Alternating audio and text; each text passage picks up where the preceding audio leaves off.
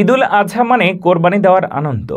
কোরবানির প্রস্তুতি হিসেবে বিভিন্ন হাটে, খামারে এবং বাসাবাড়িতে ব্যস্ততম সময় পার করছেন কোরবানির পশু প্রস্তুত করার জন্য ব্যাপারী এবং গৃহস্থরা। সজীব হোসেনের পাঠানো তথ্যচিত্রে বিস্তারিত। পাবনা সদর দাপুনিয়া ইউনিয়ন চরখোকড়া গ্রামে এবারের কোরবানির ঈদে কোরবানির জন্য প্রস্তুত করেছেন বিশাল আকৃতির গরু। শখের পোষা এই গরুকে সবাই লাল মিয়া বলেও চিনে। চরখোকড়া গ্রামের মৃত মোহাম্মদ নুরুল হক দেওয়ানের ছেলে মোহাম্মদ জাহাঙ্গীর দেওয়ান 2 বছর ধরে এই গরুকে লালন পালন করেন। জাহাঙ্গীর দেওয়ান 2 বছর আগে গরুটি কিনেছিলেন যেন কোরবানির ঈদে ভালো দামে বিক্রি করতে পারেন। বর্তমানে বিশাল আকৃতির প্রায় 10 ফুট লম্বা এই লাল মিয়ার ওজন প্রায় 12 থেকে 13 মণ মাংস বলে জানান গরুটির মালিক জাহাঙ্গীর দেওয়ান। শখের পোষা লাল মিয়ার দাম চান 5 লক্ষ টাকা।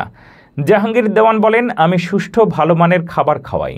বিভিন্ন জায়গা থেকে ক্রেতারা দেখতে ভিড় করছে আমার বাড়িতে, তবে দামও বলছেন ক্রেতারা। ঈদের আরও কিছুদিন বাকি আছে, এর মধ্যে লাল মিয়া কম বেশি দামে বিক্রি হয়ে যাবে বলে আশা করছি।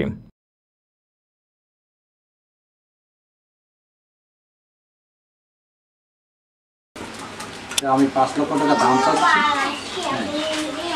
এই যে আমি কোরবানিতে এখন বিক্রি করবো। আমি সুষ্ঠু ভালো খাবার খাওয়াই যখন বাড়িতে।